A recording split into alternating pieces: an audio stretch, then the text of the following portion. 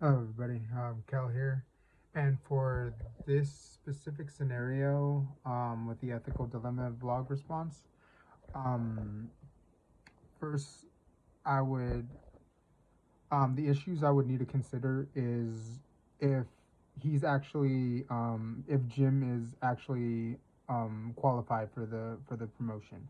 I would look at his job performance compared to other employees in the department and see exactly how he performs. Like, I may like him on a personal level, but I feel like I should definitely take a look at a, all the other employees that are, especially the ones that are interested in the position, to give them a fair shot, against Jim, because even though I may like Jim on a personal level, I feel like just because I like him on a personal level doesn't mean that he necessarily performs the best in the department and he deserves that promotion the most. Um, the issues I would need to consider is, am I going to receive any kind of negative feedback from the rest of my team if I decide to promote Jim over them because of, favoritism, or, any kind of, reasoning like that? Because that can quickly have a negative effect on the rest of the team, and it can definitely impact the work of the department. Um, so I would definitely have to take a closer look and see if Jim would be qualified over all the rest of the employees in the department. Um, would I still promote Jim? Um, I personally, for me, I would not right away. I would have to again, check the performance of the rest of the department to be able to determine if Jim is the stronger performer out of everybody else, or if there's somebody in the department I feel that could take that promotion and really run with it and do a better job at it than possibly Jim can. Um, because Jim definitely has he has more a more flexible schedule. He's able to work from home, and that it shows in the module anyway.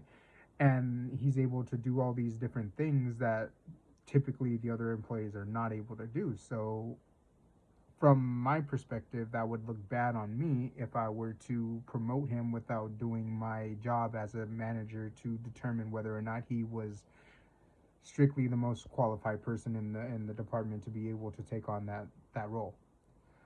So I would not promote him right away. Would I end up promoting him down the line? Sure, if he's the stronger performer, if he's the one I feel like would definitely fit in that role better than anybody else in the department, then yes, I would definitely promote him.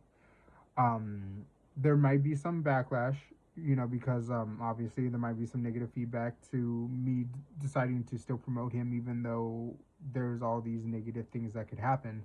And I would try to explain to my team, hey, I get that you view him this way and everything, but I looked over all the numbers, I looked over all the everybody's performance on a personal level, and I still feel like he's the stronger performer, and I feel like he is the one that's deserving of this promotion. And if I chose uh, not to promote him, then I would explain to Jim himself that it's nothing against him personally, but I feel like there's somebody else in the department that would fit that promotion better, that would fit that role better. And I would hope that he would understand and that he would, still continue to do the best he can at the job that he has. Um, I would address the concerns that others have with Jim because they view him as a slacker when nobody else is around and stuff like that. And he definitely has a more flexible schedule than everybody, and he's able to work from home, which is not typical in this kind of environment from what the module says. I would definitely have to take a look at that and maybe decide on being a little bit more strict with Jim and making sure that he's doing whatever he needs to do to make sure that he looks good at the company, that he looks like a valued member of this team, and that he's pulling his weight. I would have to look at his performance to see if that's something a conversation I would need to have with him.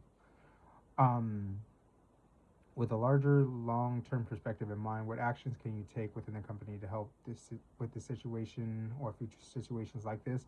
I would for this specifically, I would make sure that going forward, I would not deal with give somebody that much leeway. They would have to follow how the office works, follow protocol, follow policy. Like how everybody else works is how you should be working as well. I'm all for being your own individual and having your different ways of doing things, but if there's something that the whole office can agree upon or the whole team can agree upon that is something that you should be doing, like coming into work and being there in person instead of working from home, then I feel like that's something that should be expected and not something that should be budged on. Um, so I would definitely take a look at that and not be as lenient when it comes to how I run the office or the department. I'm just assuming it's an office in this situation. So yeah, that's how I would handle this specific situation. And just to recap, personally, I would not hire Jim because there's just too many things that can go wrong with the department if I choose to hire him, especially when everybody else feels like he's not performing the way he should. So I would definitely put somebody else that I feel like is a stronger candidate for that position in that position. So yeah, that's how I would handle it. So thank you very much.